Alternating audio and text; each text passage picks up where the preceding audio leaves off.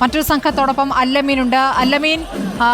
അല്ലമീനൊപ്പം എത്ര പുലികളുണ്ട്? ഓരോ സംഘത്തിലും എത്ര പുലികൾ എന്നൊരു കണക്കൊക്കെ ഉണ്ടോ?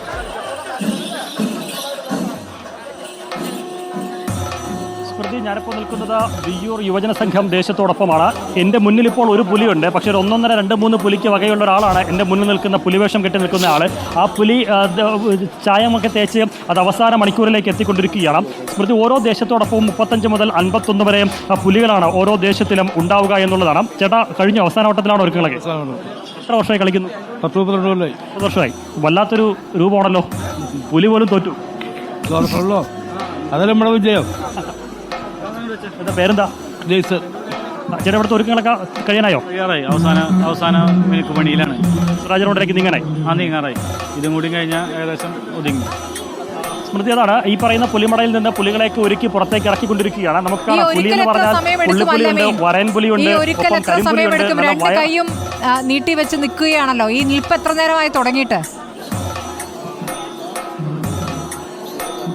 എൻ്റെ സ്മൃതി, അതാണ് നമ്മൾ രാവിലെ മുതൽ കാണുന്ന കാഴ്ച. ഇത്തരത്തിൽ നിറം വെച്ച് രണ്ട് ഭാഗത്തും വടിയിൽ താങ്ങി കയ്യും കാലും വിടർത്തി വെച്ച് കുറേ നേരമായിട്ട് ഇങ്ങനെ നിൽക്കുകയാണ് എല്ലാവരും. അത് ഈ പെയിൻ്റൊക്കെ ഉണങ്ങി പിടിക്കുന്നതിന് വേണ്ടിയാണ് ഈ രീതിയിൽ നിൽക്കുന്നത്. ചേട്ടാ, എത്ര നേരമായി ഇങ്ങനത്തെ നിൽക്കാൻ തുടങ്ങി? 5 മണിക്കൂറായി.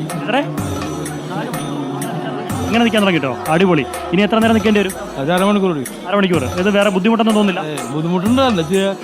നിങ്ങൾ ഈ റോഡിലൊക്കെ ഇറങ്ങി തുള്ളിക്കഴിഞ്ഞാൽ ആൾക്കാർക്ക് ഭയങ്കര ആനന്ദവും സന്തോഷമൊക്കെ. അപ്പം നിങ്ങൾ അനുഭവിക്കുന്ന ബുദ്ധിമുട്ട് എന്താണ്? ഈ പറഞ്ഞ പോലെ മണിക്കൂറുകൾക്ക് മുമ്പേ കാലുകൾപ്പ്, വേറെ കുഴപ്പമൊന്നുമില്ല.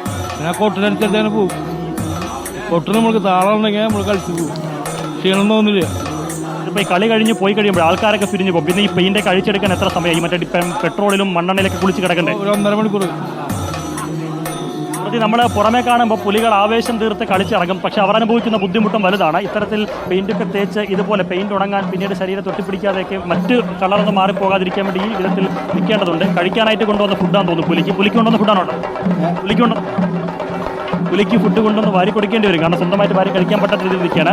ഏതായാലും സ്മൃതി, ഈ പുലിമടയിൽ നിന്നുള്ള പുലികളൊക്കെ ഏതാണ്ട് ഒരുങ്ങിക്കഴിഞ്ഞു. പലരും പുറത്തേക്ക് ഇറങ്ങി തുടങ്ങി. പുലി മുഖമൊക്കെ അണിഞ്ഞ് പുലിയുടെ ചെരുപ്പൊക്കെ അണിഞ്ഞ് പലരും പുറത്തേക്ക് ഇറങ്ങി തുടങ്ങിയിരിക്കുകയാണ്. ഇനി നേരത്തെ നമ്മൾ മേളക്കൊട്ടൊക്കെ കണ്ടതാണ്. ഇനിയും മേളക്കൊട്ടുണ്ട്. ആ മേളക്കൊട്ടത്തിനൊത്ത് ഇവരുടെ മറ്റ് കളിയൊക്കെ ഉണ്ടാവുകയും ചെയ്യും. നമുക്ക് കാണാം, പുലി മുഖമൊക്കെ അണിഞ്ഞ് പലരും നിൽക്കുന്നുണ്ട്. കുട്ടിപ്പുലികൾ ഒരുപാട് പേരുണ്ട് എന്നുള്ളതാണ് സ്മൃതി ഇത്തവണ മറ്റൊരു പ്രത്യേകത. നമുക്ക് നേരത്തെ ആചാനുബാഹുവായ ഒരു ചേട്ടൻ, 30 വർഷമായി കളിക്കുന്നൊരു ചേട്ടൻ 2 ഭാഗത്തും വടിയിൽ താങ്ങി നിൽക്കുന്ന കണ്ടിരുന്നു. ഇപ്പോൾ ഒരു കുട്ടിയും കൂടെ നിൽക്കുന്നുണ്ട്. മോളെ, എന്താ പേര്? എത്ര വയസ്സുണ്ട്? നേരത്തെ കളിച്ചിട്ടുണ്ടോ അതോ ആദ്യമായിട്ടാണോ പുലി കളിക്ക് ഇറങ്ങുന്നത്?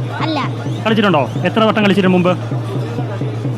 രണ്ടാമത്തെ തവണ അല്ലേ? എത്ര നേരമായിട്ട് ഇങ്ങനെ നിൽക്കുന്നുണ്ട്? എങ്ങനെയുണ്ട്? ബുദ്ധിമുട്ടുണ്ടോ? കുഴപ്പമില്ല, ഉഷാറാണ്. സ്മൃതി, ഒരു ബുദ്ധിമുട്ടുമില്ല, ആൾ ഉഷാറാണ്. 2ാം തവണയാണ് കളിക്കാൻ ഇറങ്ങുന്നത്. ഇത്തരത്തിൽ വേഷം കിട്ടുന്നവരൊക്കെ ഈ വിധത്തിൽ കുറേ മണിക്കൂറുകളായി ഇങ്ങനെ നിൽക്കേണ്ടതുണ്ട് എന്നുള്ളതാണ് സ്മൃതി ഏറെ പ്രധാനമായതിലും പുലികളുടെ ഒരുക്കങ്ങളൊക്കെ. പെൺപുലികളെ എവിടെയെങ്കിലും കണ്ടോ? മത്സരത്തിനില്ലെങ്കിലും ഇവിടെ നിന്ന് ഒരാൾ പുറപ്പെട്ടിട്ടുണ്ട്.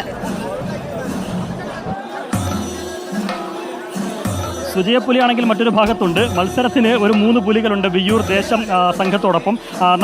നമ്മളിപ്പോൾ നിൽക്കുന്നത് വിയ്യൂർ യുവജന സംഘത്തോടൊപ്പമാണ്. വിയ്യൂർ ദേശത്തിൽ 3 പെൺപുലികളുണ്ട്. അവരും രംഗത്തേക്ക് ഇറങ്ങും. നമ്മുടെ പെൺപുലിയും ഇവിടെയൊക്കെ ചുറ്റിത്തിരിഞ്ഞ് നടക്കുന്നുണ്ട്. നമുക്ക് നേർ കാണാൻ പറ്റിയില്ല. മറ്റൊരു പുലിയെ കൂടി കാണിക്കാം സ്മൃതി. നമ്മൾ സാധാരണ നമുക്കറിയാം ഒരു മഞ്ഞ നിറമൊക്കെ പൂശിയുള്ള പുലികളാണ്. പക്ഷേ ഇത്തവണ അതിനപ്പുറത്തേക്ക് പല നിറത്തിൽ പല വർണ്ണത്തിലൊക്കെ ചായം പൂശിയുള്ള പുലികൾ കൂടി പുറത്തേക്ക് ഇറങ്ങുന്നുണ്ട്. വെട്ടിത്തിളങ്ങി മറ്റൊരു പുലി കൂടെ നിൽക്കുന്നുണ്ട്. ഫ്ലൂറസെൻ്റ് നിറമൊക്കെ ചാമ്പിക്കൊണ്ട് നിൽക്കുന്നുണ്ട്. നല്ല കറുപ്പും ചുവപ്പും ഓറഞ്ചുമായിട്ടുള്ള വെട്ടിത്തിളങ്ങുന്ന തിളങ്ങുന്ന പുലികളും ഇത്തവണ ഉണ്ട് എന്നുള്ളതാണ്. അങ്ങനെ പലതരത്തിലുള്ള കാഴ്ചകളാണ് സ്മൃതി ഈ പുലിക്കളിയിൽ ഓരോ ദേശവും ഒരുക്കി വെച്ചിരിക്കുന്നത്. ഇതെല്ലാം അവരുടെ സർപ്രൈസ് കൂടിയാണ്. കാരണം ഈ വേഷം, അവരുടെ അച്ചടക്കം, അവരുടെ പ്രകടനം, പുലിക്കളി, മേളത്തിനൊത്തുള്ള താളച്ചുവടുകൾ, ഇതൊക്കെയാണ് വിജയത്തിന് അനിവാര്യമായി പരിഗണിക്കുന്നത്. അതുകൂടി പരിഗണിച്ചുകൊണ്ടാണ് ഈ മാർക്കിടുന്നതും വിജയിക്കുന്നതും. അതുകൊണ്ട് ഓരോരോ സർപ്രൈസ്, ഓരോരോ നമ്പറുകളൊക്കെ പുറത്തിറക്കിക്കൊണ്ടാണ് ഈ ആളുകളെ. ജേസൺ കേൾക്കാമല്ലോ, ജേസന്റെ നാടാണ്. അപ്പോൾ ഈ പുലിക്കളിയിൽ വിജയത്തിനുള്ള മാനദണ്ഡം എന്താണ് എന്നുള്ളതാണ് പ്രധാനം. ഇപ്പോൾ നല്ല കുടവയറന്മാരെ കാണാം. മെലിഞ്ഞ പുലികളുണ്ട്, കുട്ടിപ്പുലികളുണ്ട്, പെൺപുലികളുണ്ട്. ഇതിൽ നന്നായി ചമയമിട്ട് നിൽക്കുന്ന ആളുകൾക്ക് കൂടുതൽ മാർക്ക്. അങ്ങനെയാണോ? എങ്ങനെയാണ് ഇതിന് ഈ പ്രൈസ് നിശ്ചയിക്കുന്നത്? എങ്ങനെയാണ്? സുജിയ, ഇതിന് സമ്മാനത്തിന് പല മാനദണ്ഡങ്ങളാണ്. അച്ചടക്കത്തിനുണ്ട്, നല്ല വസ്ത്രധാരണത്തിനുണ്ട്, അതുപോലെ തന്നെ താളത്തിനൊപ്പിച്ച് നന്നായിട്ട് പുലികളി കളിക്കുന്ന ഇതുണ്ട്. അങ്ങനെ പല രീതിയിലുള്ള സമ്മാനങ്ങൾ ഏർപ്പെടുത്തിയിട്ടുണ്ട്. അത് ഇവരിൽ വലിയ പണ്ടുണ്ടായതിൽ വ്യത്യസ്തമായി വളരെ ചിട്ടയോടുകൂടി പുലികളി നടത്തുന്നതിന് വലിയ സഹായകരമായിട്ട് കഴിഞ്ഞ കുറച്ച് വർഷങ്ങൾക്ക് മുമ്പാണ് അത്തരത്തിലൊരു ചിട്ട ഇതിനു വേണ്ടി ഒരുക്കിയത്. മുൻകാലങ്ങളിൽ അത്രയൊന്നും ചിട്ടയോടുകൾ, പതിറ്റാണ്ടുകൾക്ക് മുമ്പ് അത്രയൊന്നും ചിട്ടയൊന്നും പുലികളിക്ക് ഉണ്ടായിരുന്നില്ല. ഇപ്പോൾ മറിച്ച് വളരെ ചിട്ടയോടുകൂടി നടത്തുന്നു, അതിനൊരു സമ്മാനം ഏർപ്പെടുത്തുന്നു എന്നതോടുകൂടി ഇതൊരു സാംസ്കാരികമായി ഉയർന്ന ഒരു കലാരൂപമായി മാറിക്കഴിഞ്ഞു.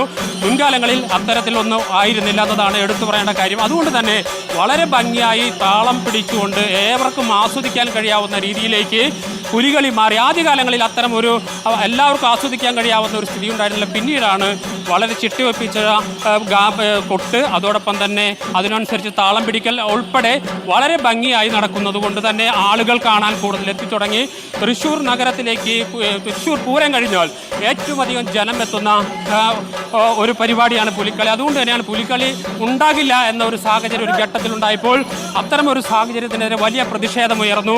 ആ പ്രതിഷേധം ഫലം കണ്ടു. തൃശ്ശൂർക്കാരുടെ സ്വപ്നമാണ്, തൃശ്ശൂർക്കാരുടെ ആഗ്രഹമാണ് പുലികളിയും പൂരവും എന്നതും അതുപോലെ ശരി, പുലിക്കളിയും പൂരവും ഏറ്റവും പ്രധാനപ്പെട്ട കാര്യങ്ങൾ തന്നെയാണ്. ജേസൺ, ഞാൻ